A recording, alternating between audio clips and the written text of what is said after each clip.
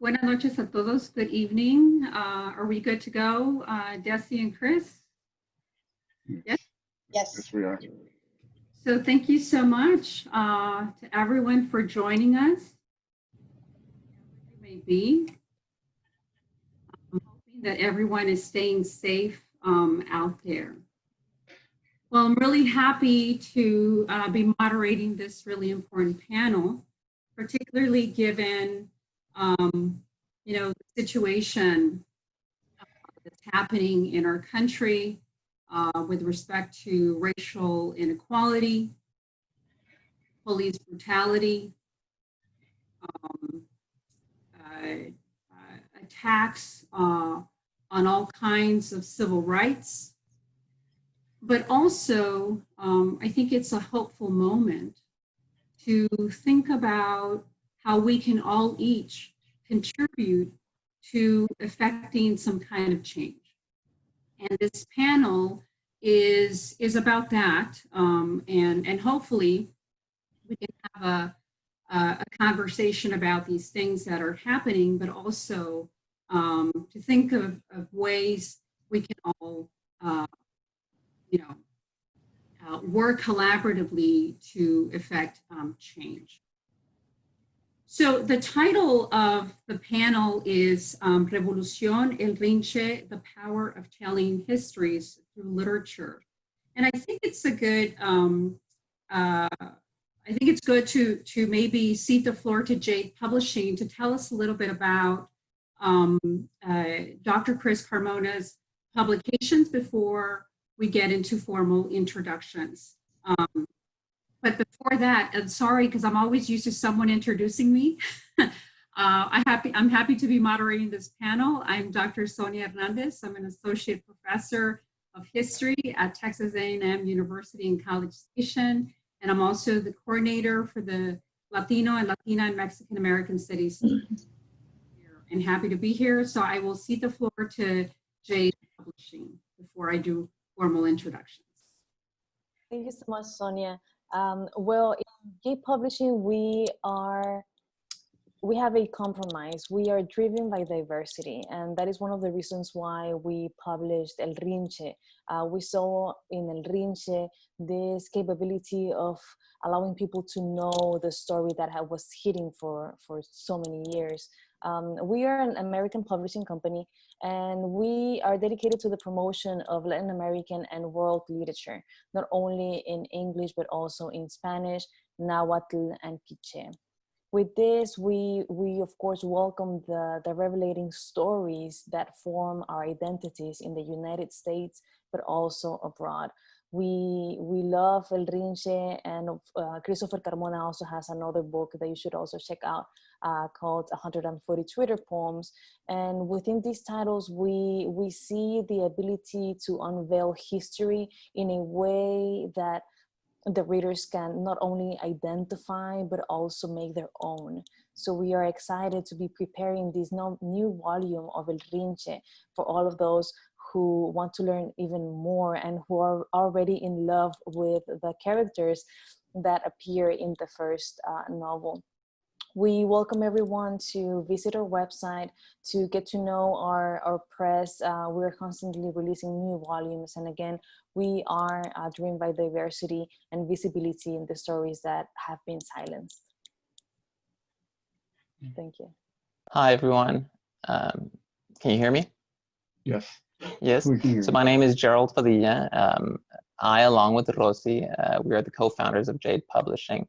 When Christopher first talked to us about this idea of El Rinche in 2018, maybe even prior in 2017, we realized that this was something that needed to be published.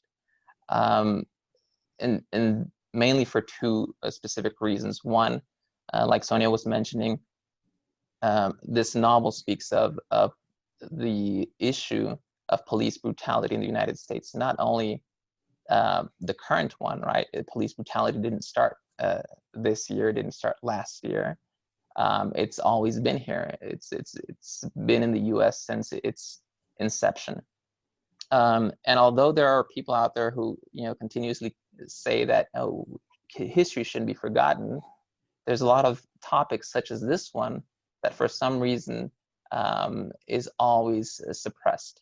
So when we first read El Rinche, we knew that it had to be published because it speaks to these truths, and it does so loud and clearly. It talks about the history of police brutality in the early 20th century. And of course, the other reason why we felt we definitely had to publish El Rinche and the series of El Rinche was because it's also an extremely well-written novel and an extremely well-written series. You know, lately it's been getting a lot of traction. It was also mentioned in the Texas Monthly on an article about the Texas Rangers, because there's a lot of unknown facts about the Texas Rangers, and El Rinche definitely talks about all of that. The series is it's extremely well written, like I mentioned. It's action packed. It has romance. It has it all. And it's, for those of you who have already read the first one, you already know what I'm talking about. And I'm pretty sure you're looking forward for the second one. Thank you. Thank you, Gerald and Rosie.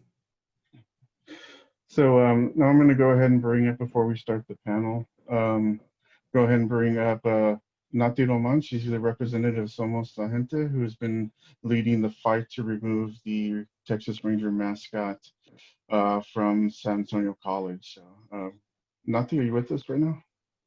Yes, I'm here. Okay. Let me go ahead and put up your graphic here in a second.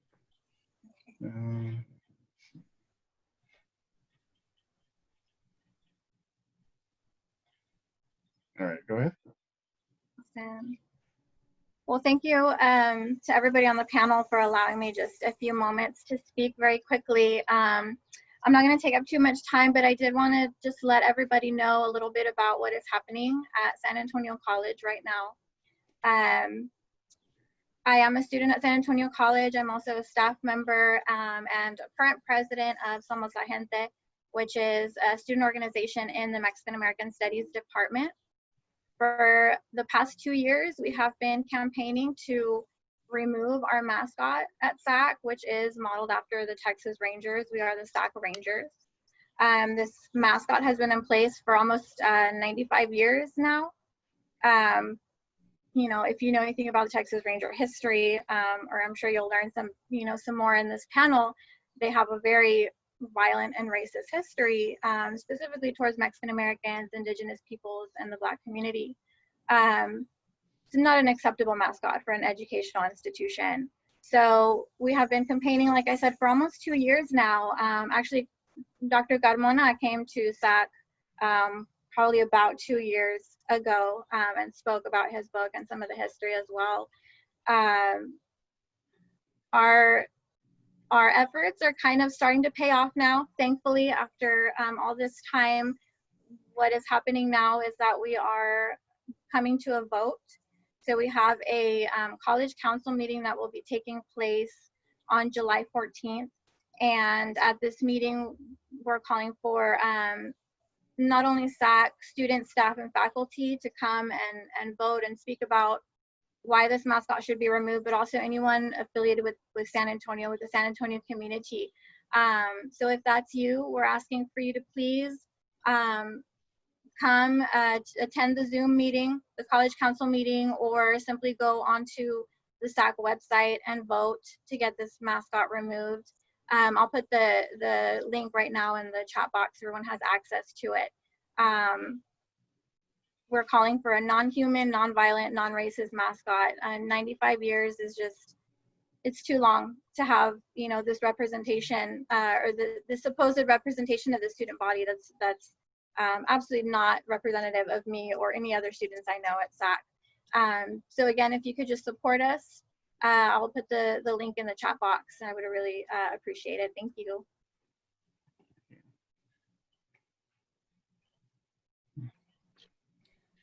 Thank you very much, Nati. I'll add that I think it was your first semester. This was in the spring of 2019, and I'm a co-founder of Refusing to Forget, which is a nonprofit organization that is dedicated to raising awareness of the very violent period of anti-Mexican violence during the 1910-1920 period, much of the violence at the hands of the Texas Rangers. And Nati Roman recited a beautiful poem at that conference at the Bullock Museum, which is the official state museum. And it was very powerful and very moving. So I am witness to the activism of Nati before this national conversation was taking place about the removal of monuments, especially tied to the Confederacy, but also monuments that glorify men. We're mostly talking about, male Texas Rangers that committed so many atrocities, and there's plenty of evidence pointing to that. So thank you, Nati, very much for your activism. Chris, I don't know if you wanted to add anything before I jump to introductions. No, I mean, I think that it's an important cause and something that, mascots and statues are public history, basically.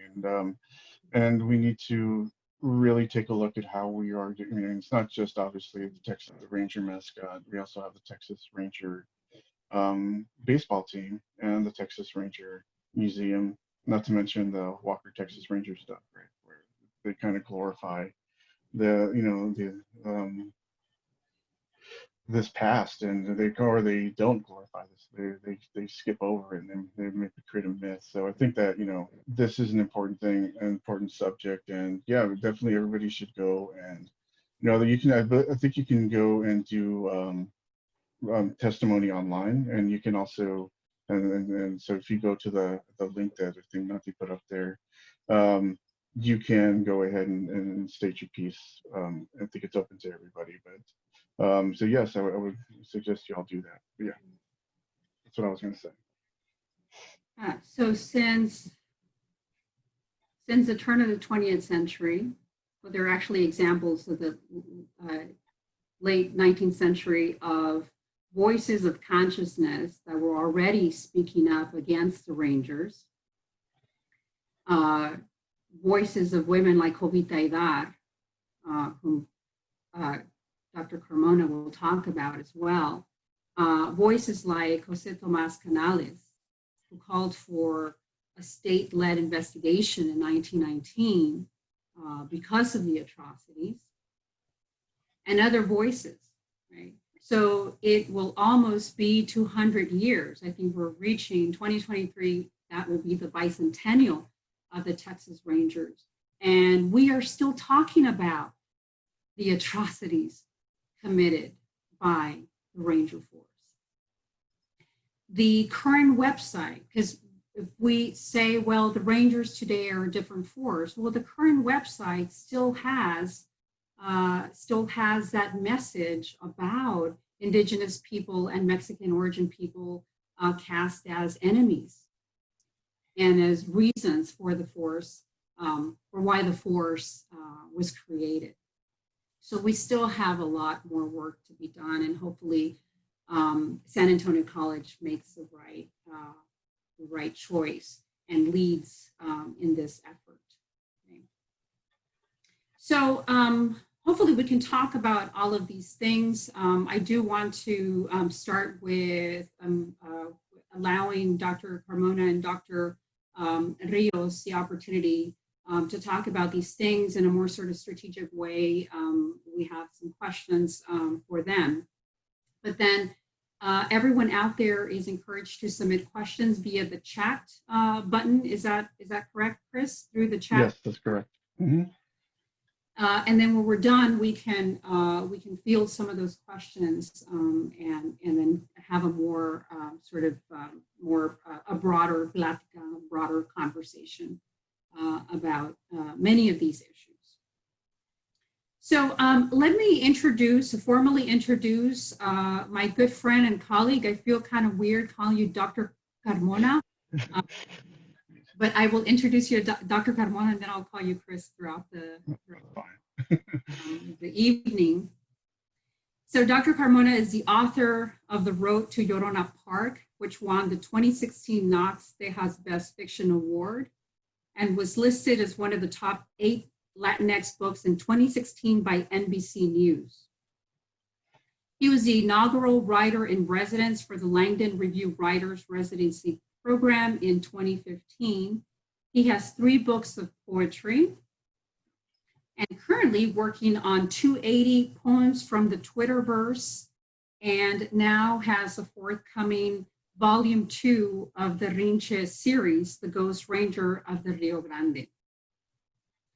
And the first volume, I should add, was a Texas Institute of Letters Best Young Adult Book finalist. So that's just great.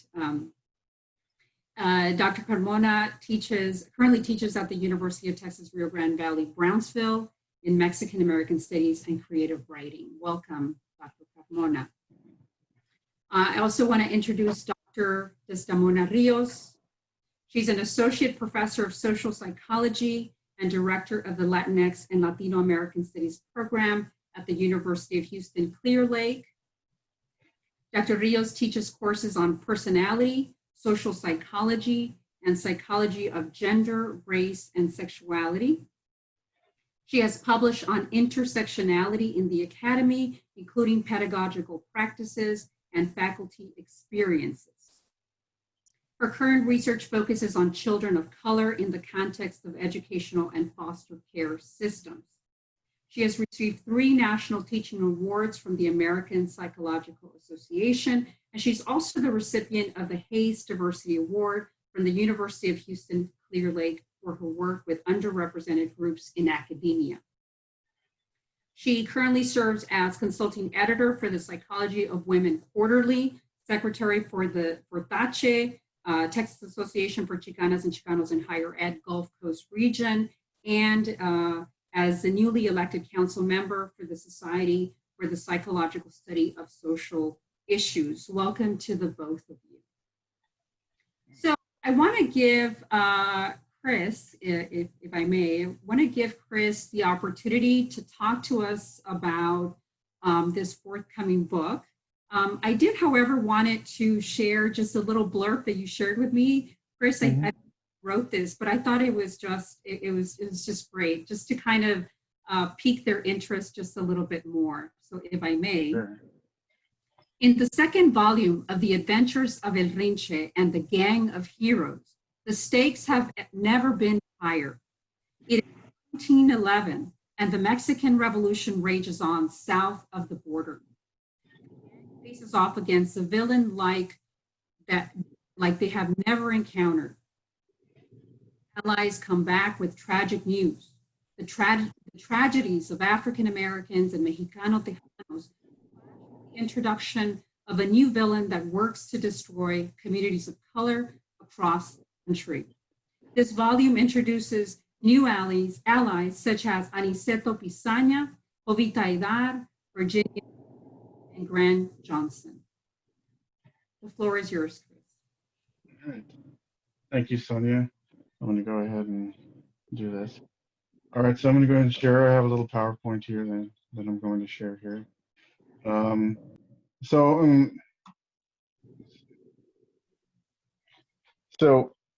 this presentation we talked about is called El Rinche, or Revolution, the power of telling histories through literature, and one of the things that I want to talk to you about is, so this is the second volume in the El Rinche series. For some reason it doesn't want to work. Right. I want to go ahead and give credit to Refusing to Forget. Refusing to Forget is still actively working to talk about and discuss the matanza and violence against Latinos in this country.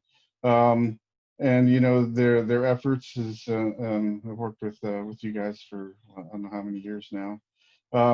And their efforts have really led to them putting up these historical markers which mark the violence that has been attributed to the Mexican American communities as all over the state of Texas. And Also, you know, their work is important, and it's how, and their work has also helped build what I've done with mine, with what I've done with this book, with this series of books here. So I just wanted to go over and give them a plug. There is their website here, refusiontoforget.org, to go and check it out. They have histories and lesson plans of things of that nature on their website there. So go ahead and check that out. All right, so.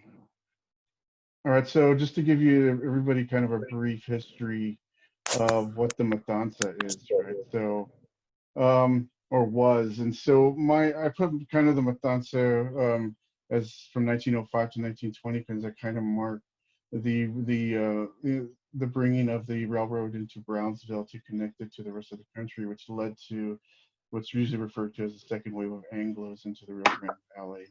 But the Matanza was really the period between 1910 and 1920 when ethnic Mexicans living on the Texas-Mexico border were targets of state-sanctioned violence.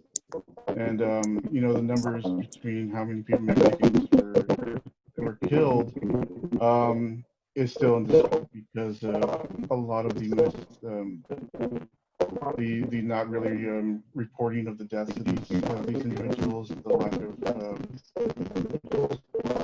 excuse me, the lack of coverage of what happened here. And that's what I'm going to be talking about when I discuss. Chris, can I interrupt you for a second? I'm sorry. Can everyone turn off their microphones? Because there's like a lot of feedback. Yeah, there we go. Okay. Sorry. Yeah. So thank you. So yeah, so the Matanza is this period that happened primarily in the Rio Grande Valley area, but it does extend out toward this kind of violence by the Texas Ranger, the Rinches, extends out toward El Paso as well with the Porvenir massacre in 1918. And so there was a lot of this violence along the border. And this picture here is kind of representative of one of the massacres that occurred. Because they always called them bandits. Every time that Mexicans were killed, they were labeled as bandits. This was a common practice. And so, you know, as you see there, it says 36 dead bandits. And on this side over here, you can see that these are all the Texas Rangers. They're all wearing the Texas Ranger garb. And then you see this one man here in a dark suit. He's the only one with his hat off. And what I can gather from this is the other one paying respect to these men that were murdered or massacred here. And so this kind of shows you the very much, you know, differences in the way that these people are treated. And I think that I believe that this is Sheriff Van Wyn, but I don't know if that's true or not, but Sheriff Van Wyn was is also in this book. Very briefly, he was a supporter of the Mexican communities during the time, and he tried to remove the Texas Rangers from the valley at the time, but was unsuccessful. So he was a friend to a lot of the peoples here, but I'm like I can't be sure that that's him, but I think that might be because he's the only one showing respect here. So with this, there's this period of time. Really started with talking about what happened here in literature with Americo Paredes's work. With his pistol in his hand, which came out in the 1950s, was the first real indictment of the Texas Rangers. Before that, there had been nothing but myth, right?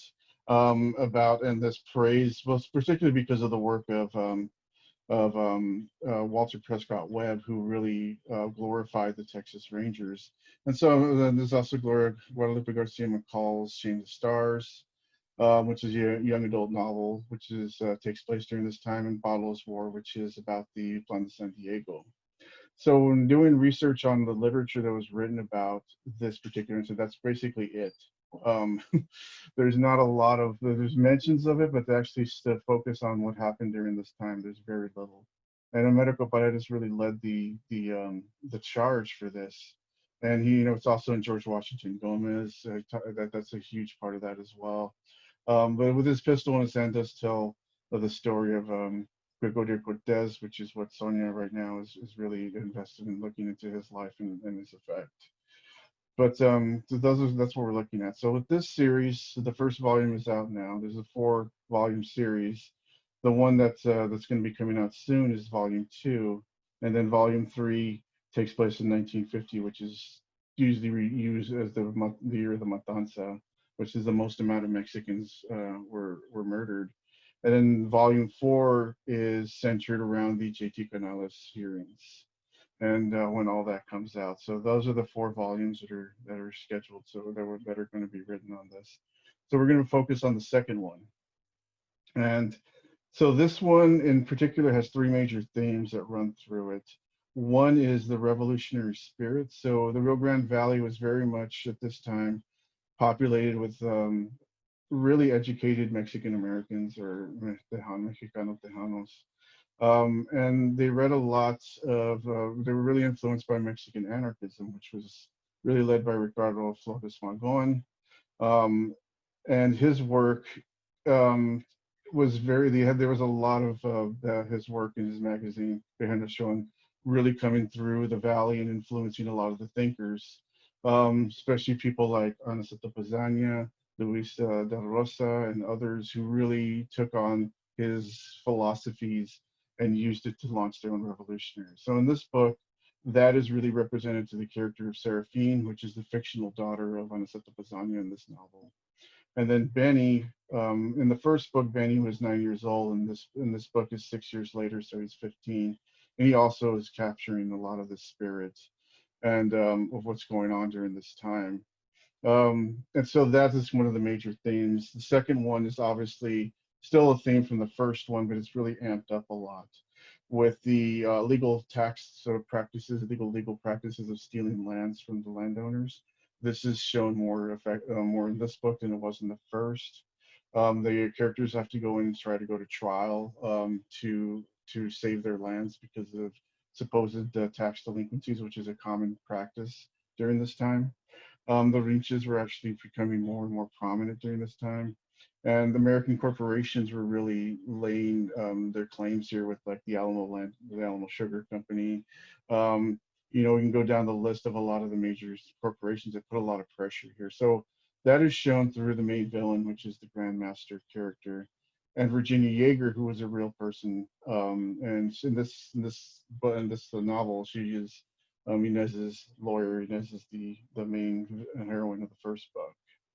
And of course, the shared struggles. So this book has 2 stories. One is the main story, and one is kind of the sub-story. And that one talks a lot about, which I'm going to talk about right now, which is the Black townships, the death and destruction of Black and Brown communities, and what that has, how that actually ties together with what's happening with the destruction or the taking of the Rio Grande Valley lands. And I talk about that in the book through the destruction of Zion, which is Sister Fierce's town, and Freeland, which is another town that happens in the subplot. So these are some of the major themes in this work. And you can see this with Ricardo and his brother from the corner, and then that's Hernandez on the side here. And this is a quote. So this is actually an article that he wrote in response to the lynching of Antonio Rodriguez. And so in this essay that he wrote, he talks about the real says the reason is not the North American people, but rather the greed of great U.S. millionaires. The thirst for gold of the plutocracy of this country has been the origin of the hostile sentiment, which makes slow and hard the achievements of fraternal relations amongst human beings who populate this continent. And so what he's talking about here is he's really blaming the corporations and the billionaires for bringing all of this tragedy and dividing people and creating this mass attack of lynchings. And so it's really interesting if you get a chance to read that that article, and he really goes after because he is very much an anarchist and socialist. But so this is Ricardo Flores Magón as he responds to that lynching. And so these are the new characters that are added, and Jovita Idad is one of the main characters. She's going to stay a main character to the rest of the novels. And she was a very important figure, and she hopefully will now get more of her due. She was the reporter, she was a teacher, she was a civil rights activist. She did a lot of work, and in a time when nobody was covering what was happening here, she would be covering it with her La Crónica, with her newspaper. And so she even got in altercations with the Texas Rangers as well. And in this book, she kind of gets introduced to the group and what's going on in the valley. So she kind of starts to become this a very important figure in helping them. I call her the Lois Lane of this series. But so yeah, but maybe Lois Lane is the Joyita out of Superman. I don't know. She is older. Anaceta Pizania was a Mexican American ranch landowner, and he was he was a real person. Anaceta Pizania was a landowner who was targeted by the Rinches, and in reality his son was shot, and that's what led him to becoming a revolutionary. In the book, I changed it to a daughter. But an interesting side note on Anaceta Pizania is I was doing a presentation on on the first book at a high school in Brownsville. And at the end of it, this young boy came up to me and started asking me if I knew who Anaceta Pizania was. And I told him, yeah, of course. He said, that was my great grandfather. And he told me that since all that happened, that their entire family had gotten decimated. All of their wealth was gone, and they ended up becoming troqueros and farm workers. And he was the first one in his family to go to college since Anaceta Pizania's time. So when we look at the ramifications of this violence and this damage done to these families, we're talking at 5 generations of recovering this kind of history. This is real lived history, right? And he also cannot be buried in the States because he's considered an enemy of the state, which is kind of crazy because we have the Jefferson Davis memorial thing that was in Brownsville for like almost 100 years, right? So wasn't he an enemy of the state? But that's a whole other argument. So Virginia Yeager, we don't have a picture of her, so a friend of mine did this post for us. So this little mock-up. So Virginia was a suffragette, and she was deeply involved in helping a lot of the Mexican American community against the Texas Rangers. She testified against the Rangers at the Canales Commission, and she is an important figure because she even helps way later, and her ranch, is in San Diego. And that is, where the supposed birthplace of the Fonda San Diego is. So there's connections there. And so she comes in here as the lawyer for Inez to try to help her out here. So what we have here really is, and of course Grant Johnson is, well, just kind of plainly put it, is the real Tonto. So Grant Johnson was Bass Reeves' partner, and Bass Reeves was the famous U.S. Marshal, but Grant Johnson comes out in this book as well. So, all right, so I'm just kind of speed through a little bit of this. So the Black Townships. So Black Townships are historically African American municipalities that were formed after the Civil War. And these were formed, populated by primarily freed slaves and others, and they became prominent, creating a African American middle class. And they were really peppered around the country, mostly the Midwest and Texas and Arizona and places like this, as their own communities, and they created their own wealth. And so a lot of the destruction of these townships came about really in the early 20th century. And just a little note, in Texas, there were 357 of these freedom colonies, and almost none of them then exist today. And a lot of this is what happens here. The Tulsa Race Massacre that happened between May 31st and June 1st,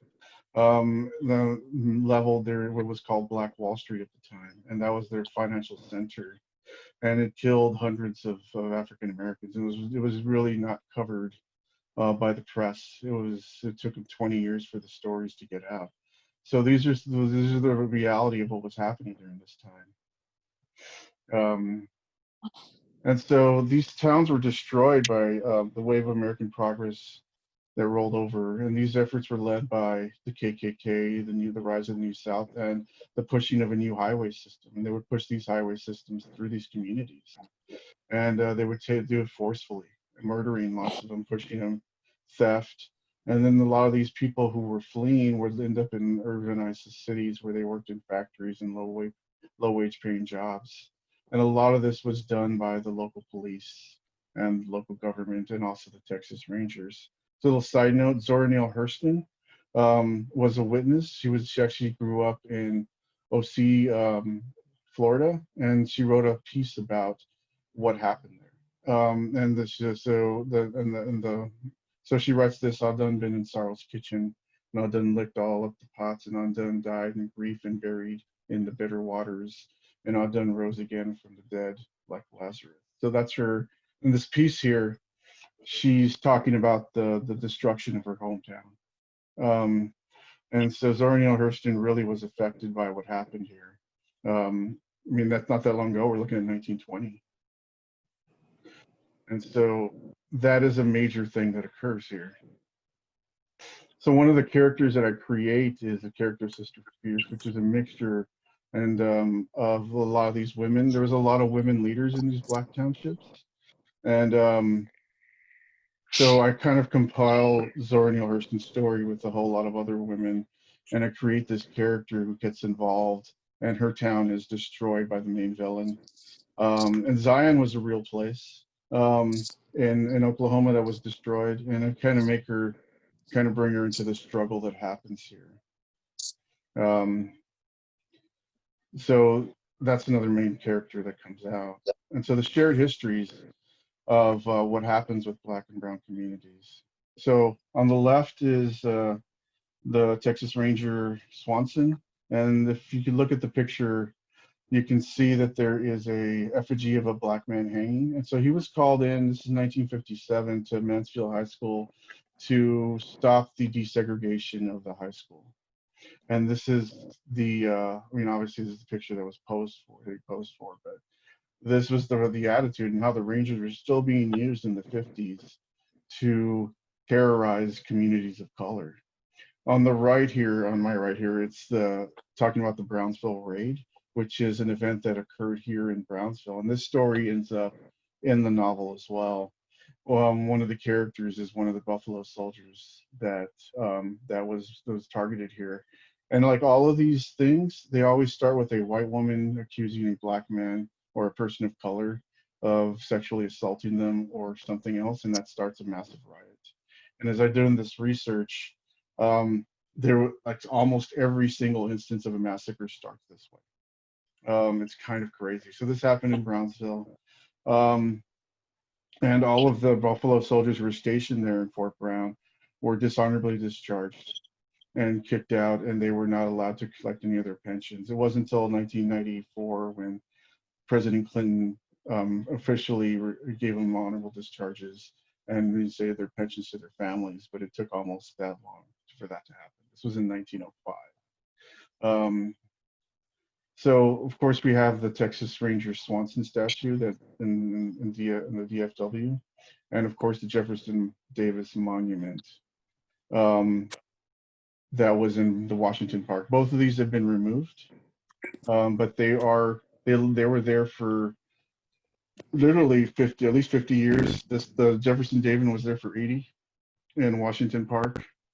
These were symbols that were created by the Daughters of the Confederacy, who were basically the female branch of the KKK as ways to oppress the peoples of color. And so I'm going to end it here. This is what it was done to Oñate's statue.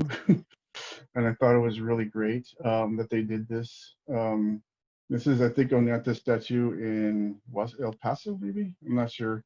And so they created this artwork which overshadows his whole legacy here. And this quote by Bell Hooks. So I believe that this nation can only heal from the wounds of racism if we all begin to love Blackness. And by that, I don't mean that we love only that which is best within us, but we're also able to love that which is faltering, which is wounded, which is contradictory and incomplete. Thank you.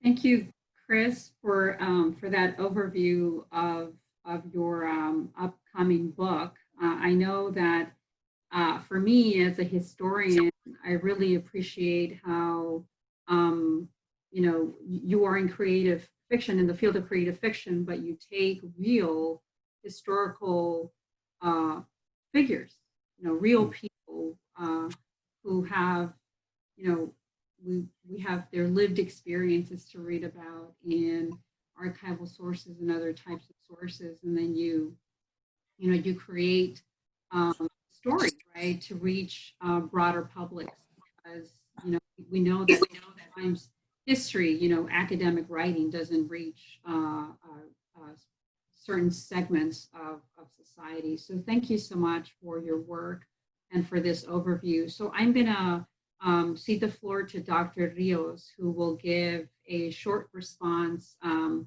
her vantage point from the social science sort of perspective as a psychologist. So go ahead, Dr. Rios. Thank you. I'd like to remind everyone to keep your microphones off for right now because there's a lot of feedback, so just a little reminder. Chris, your work is really important, and you've written elsewhere how it is informed by your own experiences as a child, and who, the Lone Ranger, right, and playing those games as a kid. And for me, my work is also informed by my experiences as a kid. And I don't know about y'all, but I've been a nerd my whole life. So I've been always reading. And when I was a little girl, I would read ahead in my textbooks.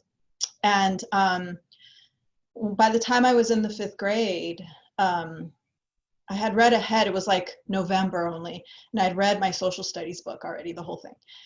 And I remember this thinking, Mexicans must have never done anything important. Because in all my books I read, I don't ever see us. And in all the fiction I read, right? And so your work really matters. And so in psychology, in social psychology, we have this theory of social identity theory. And this is the idea that as individuals, we place ourselves or others place us into these groups based on social categories like race and gender, age, and those sorts of things. And so oftentimes we're informed about which groups we fit into based on social representations. And when I say social representations, these are widely shared ideas and meanings that we sort of take for granted, like what different people are like. And we see this everywhere, in TV, in movies, in who our leaders are, but also what we learn in schools, or what literature, what books are available to us to read, all these sorts of things. And when we don't see ourselves represented in positive ways, it has real consequences. And I think we're going to talk about that later in terms of trauma and those sorts of things. But it really does have real consequences when your group is invisible. Yeah. Thank you. Thank you, Dr. Rios. I have a couple of questions to sort of get us started and addressing some of this kind of building on Chris's work, but also sort of engaging what has been happening in our nation and in our own communities, in our own backyard. For those of you who sort of jumped in late, but we at the beginning, we noted how this is this is really part of a larger conversation about just the grotesque way in which members of law enforcement have treated, historically speaking, and today, people of color, and how it, we keep there's always a moment that brings us together, and we talk about it and we demand change, and then sort of, there's kind of like a lull, and then something else happens. Because I remember having a similar conversation in the wake of Ferguson.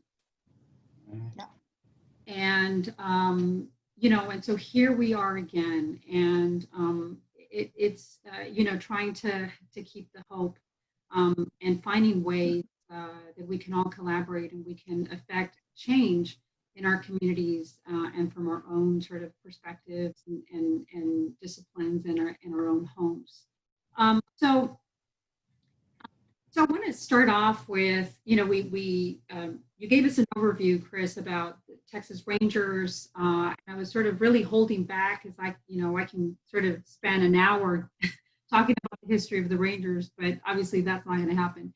And thank you for sharing the Refusing to Forget a website, because there's more information there in case we're not going to get to cover everything. But the bicentennial is coming up pretty soon. I mean, you're talking about almost 200 years, really an institution, right? Texas Rangers were in fact an institution, and they still hold a very special place for a lot of people. When we first started doing this, we got some hate mail, obviously, right? And it is one of those things that really touches the nerves of a lot of people, right? They're still popular. So my question is, why tackle an institution like the Rangers, because it's sort of, it really gets people fired up. Why do that, and why in a creative fiction format? Okay, so the Rangers themselves. The reason I wrote about the Texas Rangers is when I was a little kid. My grandfather lived through this time in the valley, and he would tell me these stories when I was like 8 years old about what the Rinches did, and that's. I've said this before, but when my great grandfather, there was a 2-year period where they had to leave the valley and live in Mexico in the middle of the Mexican Revolution, because it was safer there than living here. And he would tell me the stories of the atrocities, the lynchings, and the murders, and all these different things, and that always stuck with me growing up. It just wasn't really until I forgot what year it was when that there's a couple of things. Is one that talking with people who had no idea about these stories at all, and these stories were like nowhere in the textbooks, nowhere in the history books. And I remember, it was like, so as I started to do this kind of like looking into these stories, because by the time I was like old enough to realize how important those stories were, my grandfather was in his 90s and he had Alzheimer's, and there was just no way. So I tried to do the research and found there was really very little out there about what happened here 100 years ago. And that's kind of started me on the quest. What started this book series was really the horrible Johnny Depp movie, the Lone Ranger movie that they made, which still is replicating these myths and these about who these Texas Rangers were. And we're looking at 21st century, and we're still telling the same lies about who the Texas Rangers were. And so that really got me to respond to this idea of the Texas Ranger, of a Lone Ranger idea. And so I created this character, and I wanted to create a positive figure, because when doing this research, it's a lot of really ugly history, a lot of lynchings, a lot of really terrible stuff that I'm researching. But I didn't want to make this a tragedy in the same way. I didn't want to make it a tragedy. I wanted to also, as a author, as a Latino author, put positive figures out into the world. And so I created a superhero figure, and I created this whole superhero team, really, as people that were fighting against the Texas Rangers. And in reality, there were people fighting against the Texas Rangers. And they're usually preserved in corridos, like Ana Santa Pezaña, Jacinto Trevino, all these different people who had, and of course the Cocorio Cortez, which is probably the most known one because of Americo Paredes. These heroes were immortalized in these corridos. And so I heard them growing up as well. And so my contribution as an author is really to put this history out so people don't forget that this happened, and also to create positive figures for younger people. That was the reason why. Great. So along the same lines for you, Desi, as a social scientist, right? I mean, Chris is a creative writer, and I also sort of, call him a historian.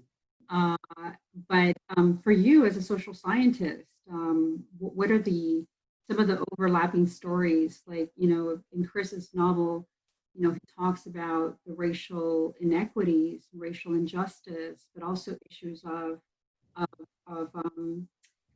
not presenting a story of victimization, right?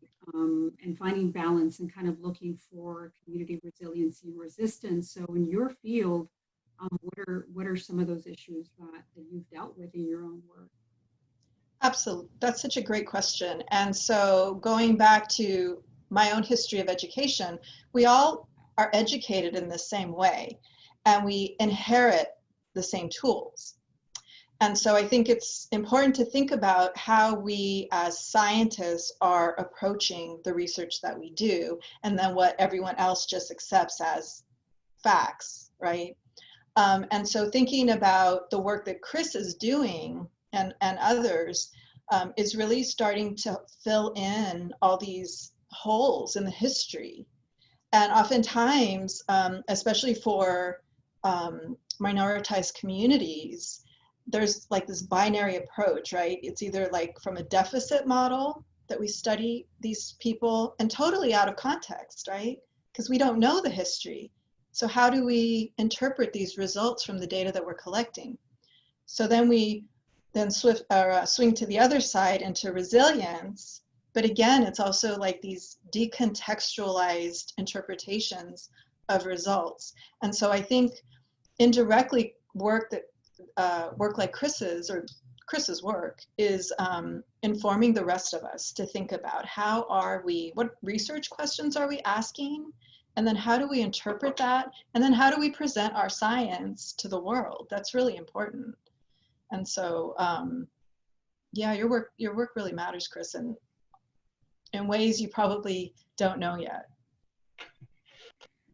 Great. I mean, the both of you, you just, Jesse, about your experiences growing up, and you haven't gone too much into that, Chris, but I've heard you in other venues where you've talked about that. And so this has to do with the issue of trauma. Mhm. And, some people don't really admit to this, but what a monument or what a decontextualized history of people of color, communities of color, can do to people, can do to their trauma, and sort of, restart that and those feelings again and again. So, this issue of dealing with trauma through writing and through scholarship is really important. And so I wonder if you guys can talk a little bit about how you approach the topic of trauma in your fields. So I guess I'll go first. So I have done a lot of work on intergenerational trauma. And intergenerational trauma is, obviously trauma that is experienced, and then it has different psychological ramifications throughout the generations. And only recently, within the past 8 or 10 years, they've done the genetic work where they've recognized and isolated the actual DNA strands which are that are affected and mutated by traumatic events. And so, indigenous thinkers have always talked about how these traumas live through the generations all the way down. But because of our westernized approaches to things, we don't consider that real knowledge until the science backs it up, right? And so with these kind of what's called epigenetics, which are these, what happens is when someone really experiences a traumatic event, is epigenetics are created, which are these altering of your DNA structure, which gets transmitted down generationally.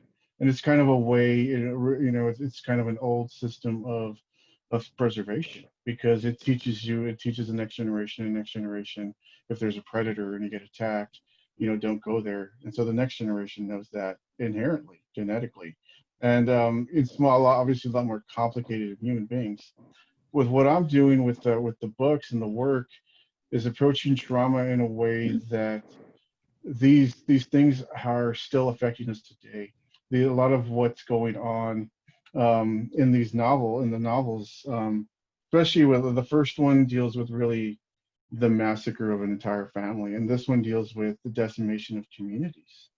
And then as we get closer to like where it gets really bad, we're going to see how this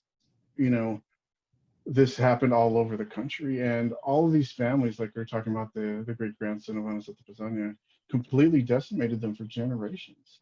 And this is real trauma that is not easily recoverable. And so this has psychological ramifications. And so I'm hoping that with my work, I can kind of give them an insight as to where a lot of this kind of started. And that's what I'm trying to do. But I'll go ahead and turn it over to Desi. So I'm not a clinical psychologist, so I'm not going to talk about trauma in the clinical sense, but there's other forms of trauma. And one of them being that sense of identity that we have, right, in relation to the group that we consider ourselves to be a member of.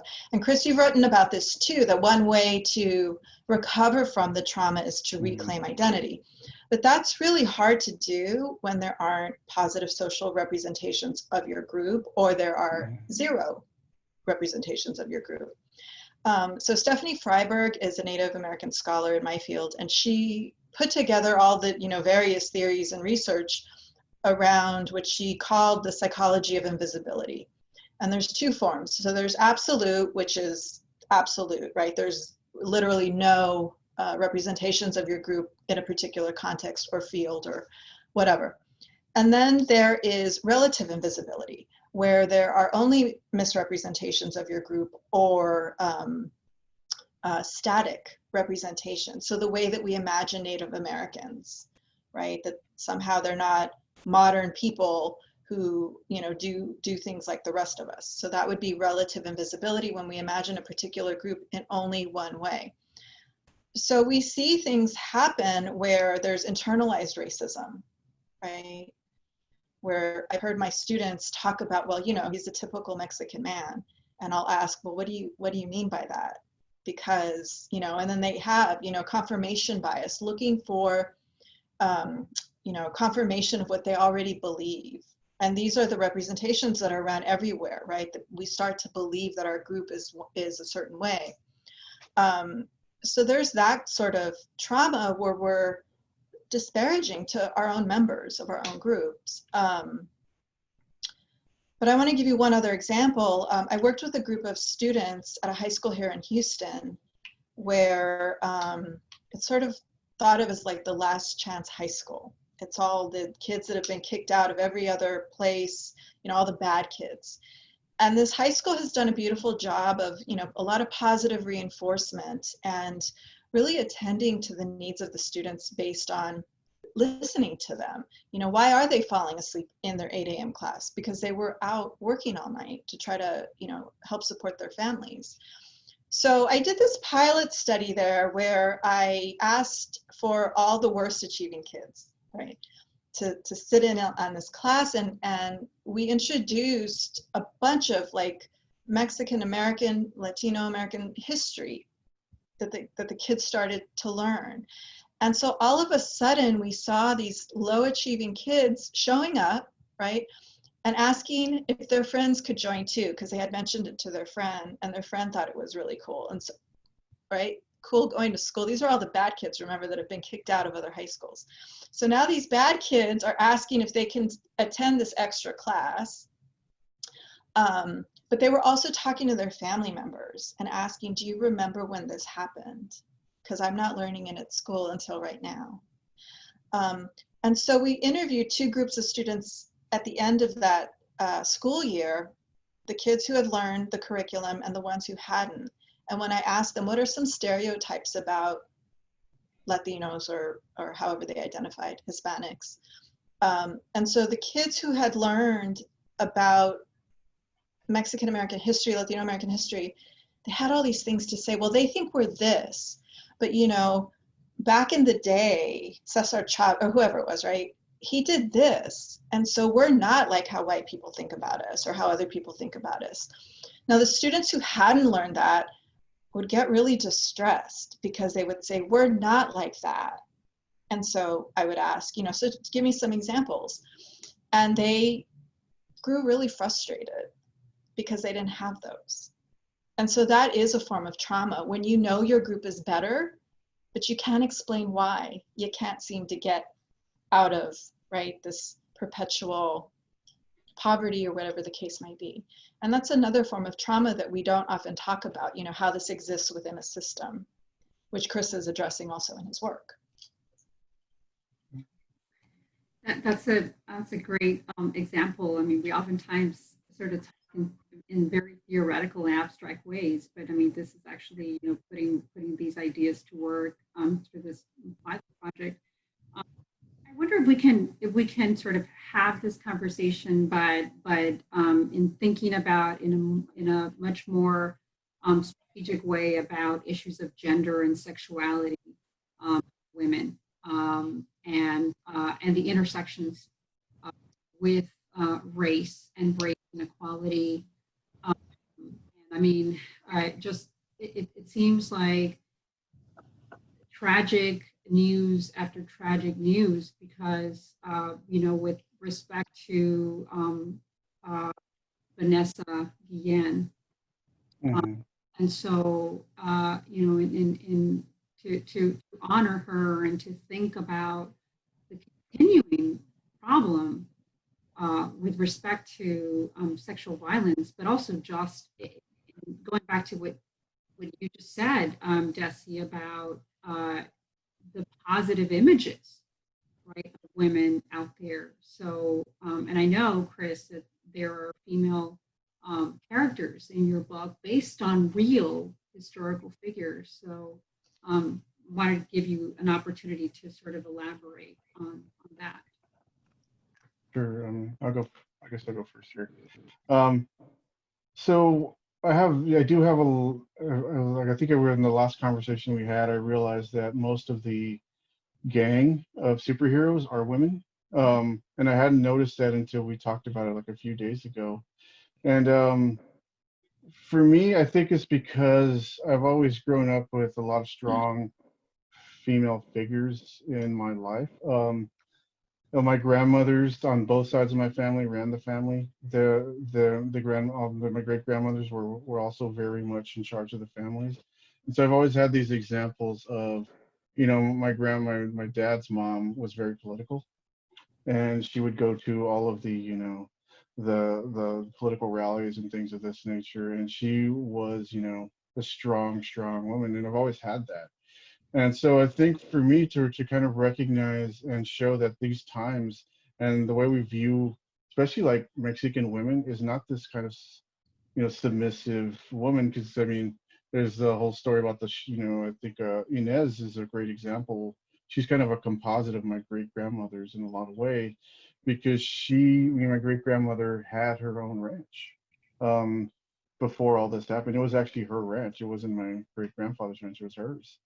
And that was what's left of it is still in our family. It's a very small piece, but and she, you know, defended it with a shotgun, and she did all this stuff. And a lot of the women, and especially I think deserve, like even when I was researching the free towns, there were a lot of women who were strong figures, and they're just not in literature brought up to see that, especially when we look at historical fiction, right, or anything to deal with. They're not recognized at all.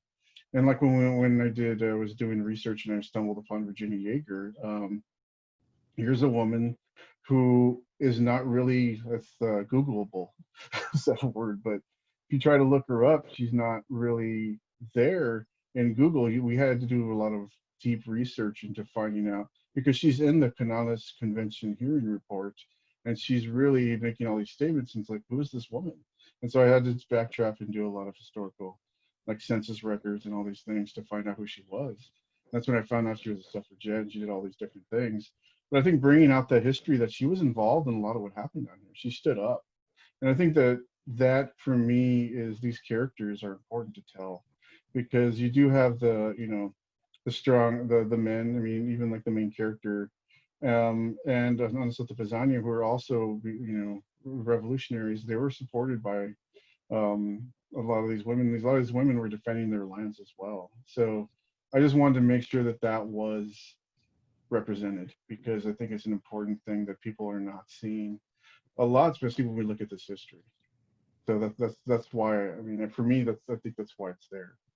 But it might also be, you know, subconscious, because I didn't realize that there was mostly women until we mentioned it the other day. So, but yeah. Chris, I think you do a lot with gender here too. So thinking about relative invisibility again, so these sort of misrepresentations or static representations has consequences for how we internalize gender, right? And so the submissive Latina, or the very macho, you know, Latino. And I keep hearing these things and I'm scratching my head thinking, I know they're out there, right? In every population, in any group of people, they're out there. But I'm thinking about the women in my family too, who I wouldn't describe as submissive, right? I'm certainly not. And so you do that with the women, but you also do something really interesting with the men, where you also make them human. They're not just macho men who are unafraid, right? They are afraid, and they're romantic and clumsy like Choni, you know, and you know, and so you really humanize them beyond just, you know, hegemonic masculinity, which is, you know, you shouldn't be afraid and you should, you know, whatever. But also don't forget Taldos. Yes, Taldos. You know, and you introduce the idea of non-binary, Yes. right? And so pushing against that, and how it's not something new. This idea of more than two genders, it's been around forever. And so by introducing that character in a very not spectacular, you know, ta-da, coming out day, it's just part of the community who is accepted and who's in love with a cisgender woman. Yes. You know, and so you do a lot with gender in this book, a lot. Yeah. So Taldos was a character, like, was one of the first characters I thought of when I first started to think about this whole series. And I was driving with a friend of mine. I forgot where we're driving from, and it just started talking about it. And obviously, also because, you know, I know some two-spirited people, and you know, there is not this representation of two-spirited. And you know, looking at the history of how two-spirited people were treated, and how they were, you know, really, and they were the center of their communities. They were spiritual healers. They were warriors. They were all sorts of things. And but I mean, especially with Taldos's character, you know, there is a lot to like, you know, the balance of what he becomes and where he comes from, and you know, the balance of this. Obviously, the by the time that Taldos is a young child, these Christian ways of thinking have already embedded themselves in these indigenous communities, and so that's why he's really ostracized a lot. And his mother has to take him and, you know, try to get him away from all that's happening. And so, yeah, I mean, I think that there's I mean, when I'm thinking of the story of like who Taldos is, but yeah, I mean, that character for me was really kind of challenging, like what we view as, these gender roles. And I think he kind of balances out Choni and everybody, like Inez and all these different people, because Inez knows before he does, right? And, you know, and so also didn't want to seem like, you know, Choni himself is going to be very accepting of it, because he grew up in a very traditional, you know, world. And so how is he going to be able to deal with that fact, right? So yeah, I think that, yeah, he does. And that's important that you wrote that in there, you know. Yeah, he sorry, does. spoiler alert, everyone, sorry. Yeah, that's but yeah, I mean, it is, I mean, because he learns to because he even lives in this kind of a, I guess, queer space himself. Yep. In a lot of ways. And So that is a there's social representation. Sorry to interrupt you, but this yeah. is really important. That is Mhm. a social representation. So all your readers that are reading there are sort of saying, wait a second, this badass superhero, sorry guys, superhero is, you know, eventually he sees Taldos as as a human, his friend. And Mhm. so, yeah, so that's really important that you wrote that in there. Thank you. Yeah. So I I mean, it was weird. That was kind of the first thing that came to me. Yeah. So no, I'm just really happy that you guys are talking about this issue of invisibility and reversing that and making these stories, these histories more inclusive. So along those same lines, and you know, given the this sort of this wave to once and for all do away with this, you know, racist history that's tied to, and also it's a history of masculinity and a particular type of masculinity with respect to the Texas Rangers.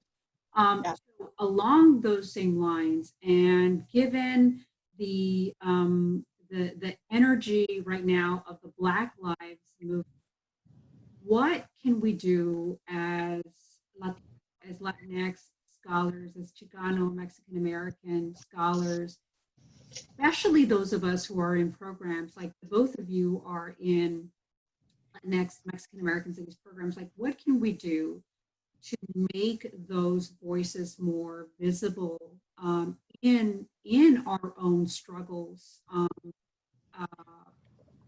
Everything that we're talking about, but how can we be more inclusive too?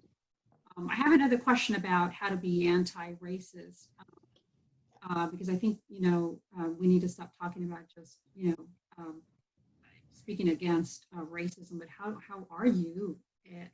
How can you be an anti-racist? But before that, I mean, so many Latino scholars don't acknowledge um, at the Afro-Latinx experience, right? And so along those same lines, I wonder if you guys can share your thoughts about how to be more inclusive with respect to Black Lives Matter and just the Afro-Latinx and Black community in general.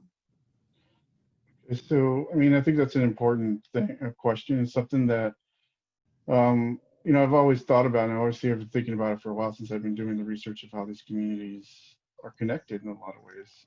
And but you know, in my teaching and what I do, I mean, I teach critical race theory, and critical race theory is rooted in Blackness, right? We have to understand what Blackness is and whiteness. And you know, one of the things we're doing now, and I'm really talking about it with where we're trying to get this initiative going, is really making our department, our School of Interdisciplinary Studies, you know, having a Black Lives Matter, basically student learning objective. And one of the things we're doing is trying to bring critical race theory to the undergraduate level.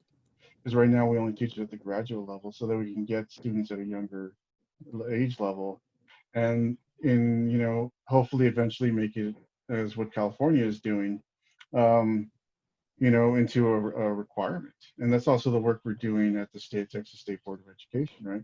Bringing in Mexican American studies, bringing in African American studies, and pretty soon bringing in Native American studies at the public school level, and hopefully further down, right, as the ultimate goal. But introducing these histories, I think that, you know, Desi's saying is right, that, you know, knowing your history gives you a sense of understanding of who you are, but also an understanding of the world.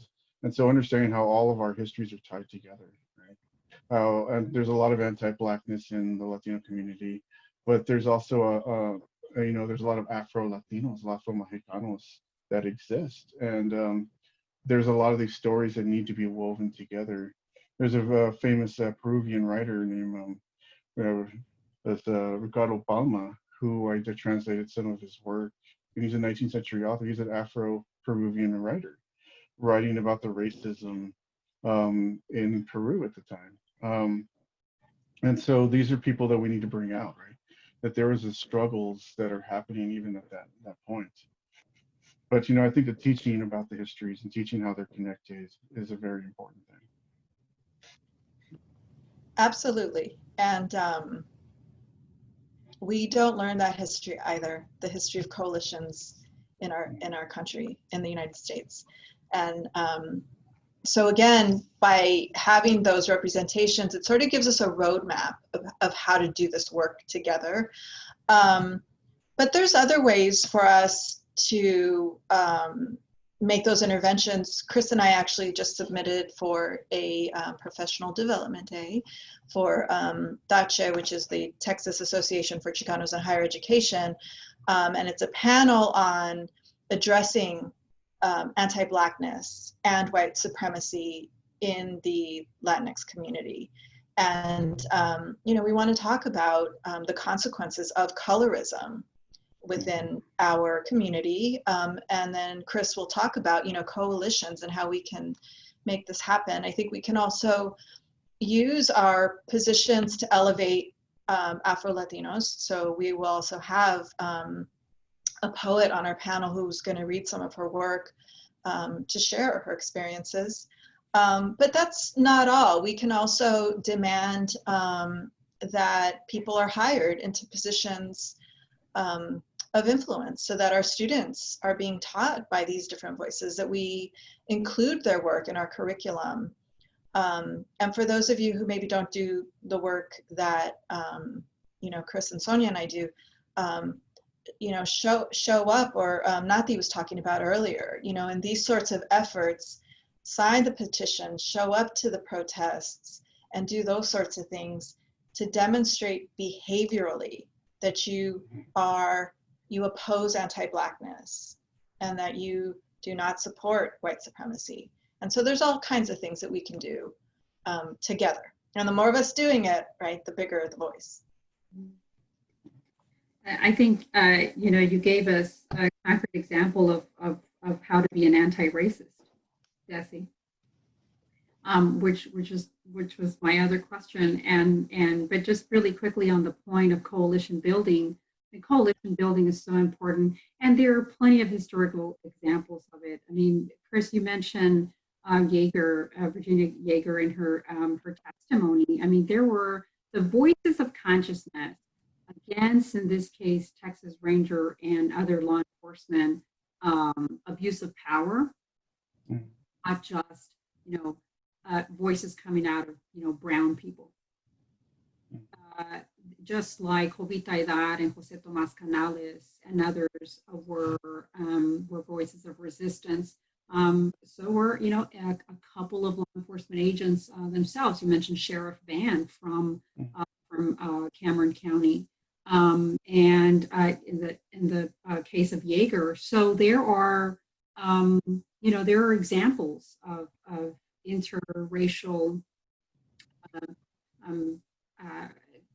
you know, coalition building that I think is so important. And I mean, you just talked about that with respect to, you know, a concrete example of how to be anti-racist, how to help others be anti-racist. I mean, I think that there are people who genuinely want to know how to do it.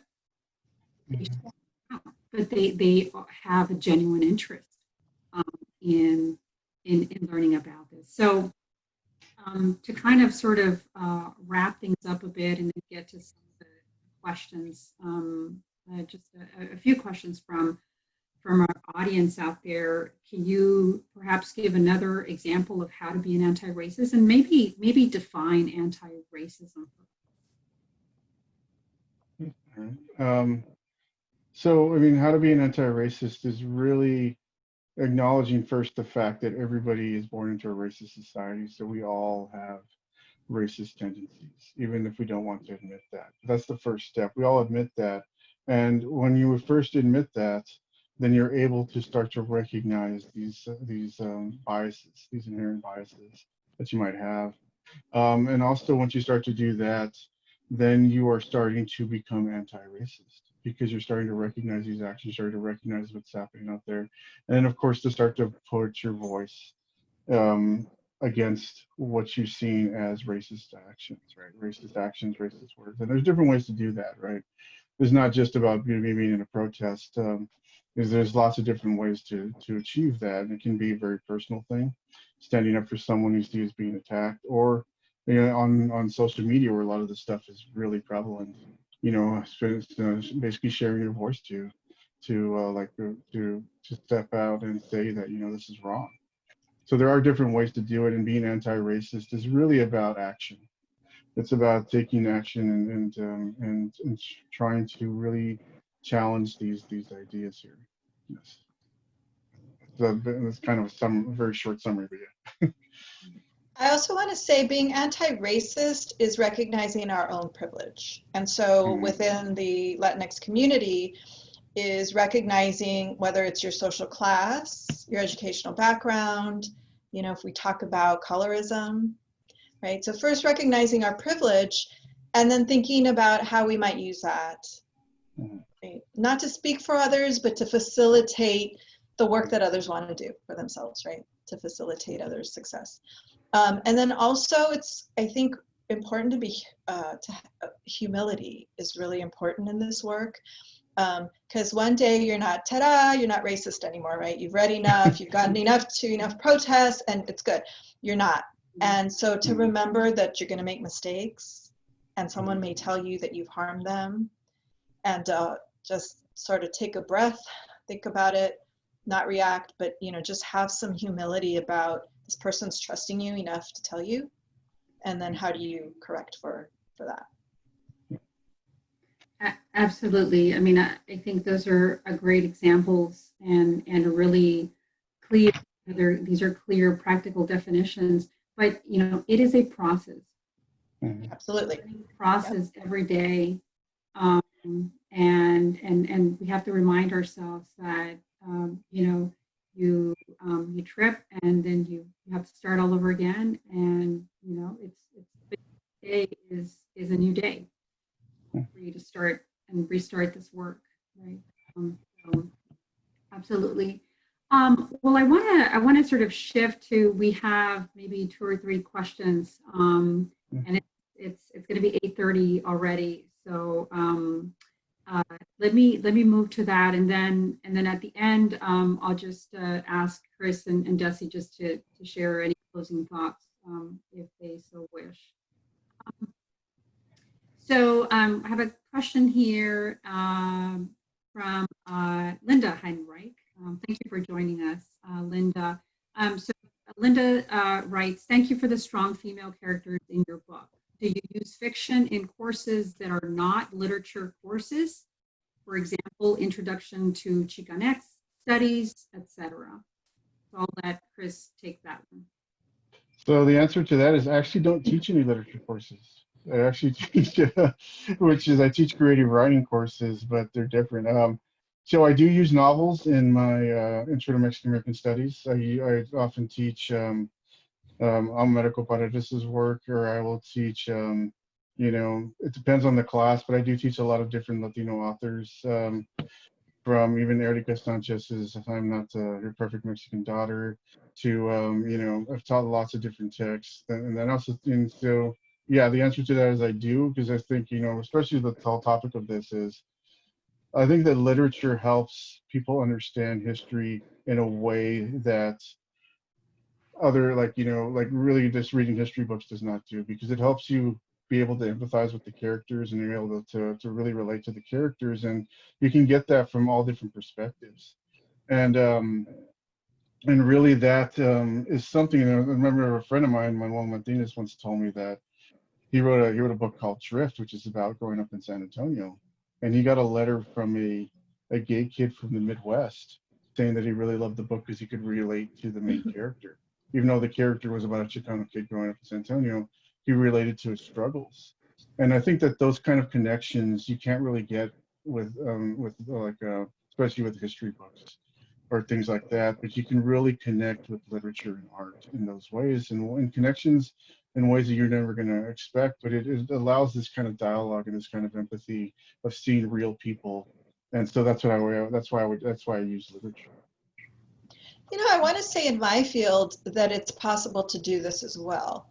And I know some colleagues who actually do an assignment like this, where they tell their students to choose any book they want and then to apply the psychological principles. And you're right, Chris, that something about reading fiction seems more accessible to students. And so applying these sort of dry concepts, all of a sudden it brings them to life. And so I've been thinking about, how do I use one of your books in one of my classes? Yeah. That's great. Before I move to another question, Elsa Diego Medrano just says that she's on the Tache board and looking forward to attending you all's panel presentation if it's accepted. So fingers crossed.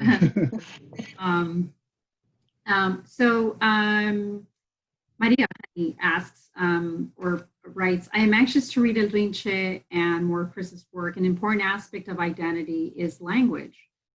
Are you able to create a space within your own work that allows for Espanol, Spanish, to be used in your storytelling? And if you do, how challenging or easy is it to incorporate our native tongue in that work to attract a broad audience that includes non-Spanish speakers? I mean, obviously this book is mostly in English, but it does have a lot of text mix. Especially with the dialogue that the characters are speaking in. So for me, I didn't really, I mean, I guess I subscribe to the Gloranza Dua answer to this is, you know, I write what I speak, and I think that if you are true to your characters, and then your reader will respond to that, and it won't be an issue like, you know, because I mean, Anza Dua is read all over the world, and the whole book is half in Spanish, half in English, you know. But she doesn't ever really care about that, right? She just focuses on what's off. If you know, her work is the way she speaks, and that's the way she's going to write. But when we're dealing with fiction and these characters, these are the way they spoke. Like, why am I going to try to change their voices to appease a larger audience? Like, other authors don't do that. Like, white authors don't do that. So why should I? That's basically what she said in an interview. Is like, you know, white authors don't have to translate their Latin or their French, so why do I have to translate myself? That's how she answered that question. But I kind of subscribe to, like, these characters are speaking like they would be speaking, right? So why are we going to adapt it? And I think that if you kind of make it natural, then the readers will respond to that. I think that that's a key thing. So there's another question here from Pilar. So do you have any advice on beginning a dialogue within mixed Latinx white families? As a Latina married into a white family from North Texas, these topics are important to me and my fiance, but his family is deeply adhered to the myth of white Texas. So advice to getting that conversation started. I'm gonna leave that to Desi. Yeah, these are hard, especially like within our families. It's always easy to like point the finger at everybody else, right, outside. But when it's our house, they're hard. So I appreciate this question very much. I read this study. It's a new study, and the researchers wanted to test what actually persuades Southerners' attitudes about their anti-Black sentiments. And so what they found was, because you hear, I'm sure all of you are reading, right, all over social media, Trump is a Nazi, and this word, right, being thrown everywhere about the Nazis, and everybody's a Nazi right now. And so the researchers wanted to test if that was effective. And so this idea of throwing around these harmful, this name calling, would that shake people out of their they called it racially resentful attitudes. And what they found was that no, that did not. And what persuaded people to start to shift was actually learning their history, learning the history, an accurate history, and appealing to social justice. And that's what shifted the attitudes. Not of people who were like super resentful, very resentful, but for people who were low to mid racially resentful, that seemed to make a difference. And so going back to Chris's work like Chris's can have a real effect. For people who are just like, okay, let me read this book about, you know, these superheroes in South Texas or whatever. But starting to learn the history and starting to understand it in its complexity seems to make a difference. So I don't know if that helps a little bit, but maybe introducing family, you know, I don't know, Christmas gifts of El Rinche. It's a family book club or something. I think that's a good idea, Desi. I'm not a creative writer, I'm a historian, and so what I've done in the past, because I have Anglo-Americans in my family, married to, I'm the fifth of six girls, so I have brother-in-laws whom I love very much, but I disagree with them on a bunch of stuff. You can just imagine. But for me, it's always showing the proof and showing the evidence. So I usually say, and maybe this is good advice for you, Pilar, and others. So this is my opinion as a human, as a person. Now here's my opinion as a scholar. I have like 10 pieces of evidence, and then it's really hard to argue with facts. At least that's what's helped me, and I try not to do it like over Thanksgiving dinner, right? That's not the place. It's doing it in being strategic about it. When there's something on TV that's, you know, it's popular culture, but it's really steeped in like racist, you know, tropes and racist language, and then saying, you know, by the way, there's, you know, a document, you know, produced in 1926 about X, Y, and Z. At least that's how I've done it. But you're right, Desi. I mean, this is a very, very difficult thing for so many. Or someone says something, and then it's hard to sort of, you know, speak up. I remember when I was in high school, my uncle saying very horrific things about African Americans, and I froze. I didn't know what to do, and I had, you know, I didn't know how to react. And now it's different. I mean, that was at a different, you know, I had not even been exposed to my own history in public schools, and I grew up in the Rio Grande Valley. It's really tough for a lot of people, but that is a great start to ask about how to go about having a conversation. That in itself is a great place to start. So let's see, I think we have one more. Yeah, and people agree with Christmas gifts. Right.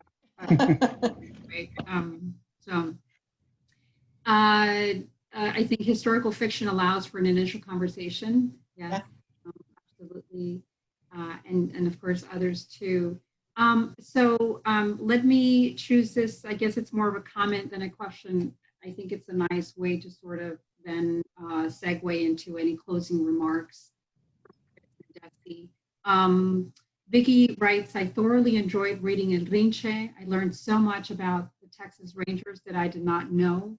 I grew up thinking they were to protect and serve all people. Looking forward to reading the next book. Yeah. So it is having an impact. Yes. Scholarship is having an impact. There's still a lot more work to be done, but conversations like this, I think, help, and this conversation is part of a solution that's, I think, more long-term than short-term, but I think we will see more results. So I'll cede the floor to Chris and Desi for any final thoughts. So I'll say something first so we can end it with Chris's final thoughts. Okay. But my final thoughts are just, I'd like to thank, you know, Chris for inviting me to share my thoughts and to let you know how meaningful your work is to me as a little girl who was reading everything she could get her hands on, you know, but never saw my group represented. And so your work is really important to those of us that are now adults, but also, you know, the young people that are going to be reading it. So thank you.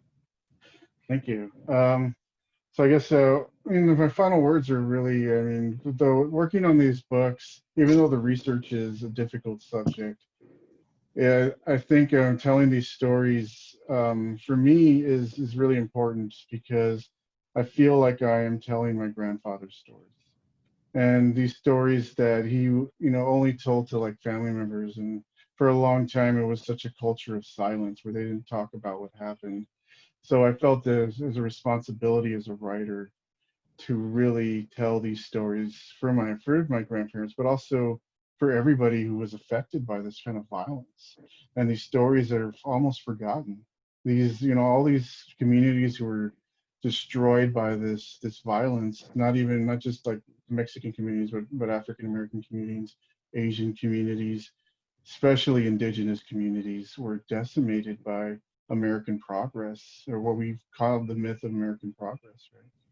And there's, and we're still fighting for this. But I believe that, the reason I classify, where this is a young adult novel is I really want to reach the younger people who don't know these stories.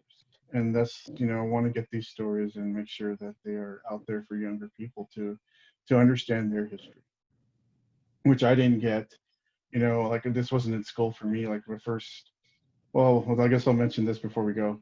So, Rodolfo Anaya just passed away. And that was the first Chicano author I ever read. And then that was really a fluke in high school when I read that novel. And it wasn't assigned or anything, but I read it. And then it was until years later when I was basically in graduate school that I actually read Mexican American authors. And so I think that, getting this out to, to younger people is important because I didn't have that when I grew up. And so just like Desi, we didn't have that when we were younger. I didn't know about Hansel Dewar or any of these people until I was in graduate school. And that's kind of late in the game, right? Right. So yes, but thank you all for coming out, and thank you, Sonia and Desi and everybody for doing this. Thank you guys. Thank you.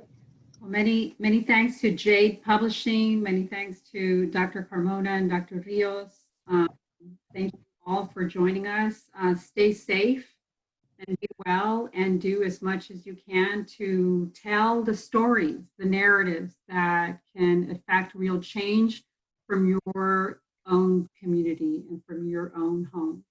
Stay safe, and thanks for joining us. Thank you. Jesse and Chris, can you stay on for 2 minutes? 1 minute? Yeah, I'm just gonna stop the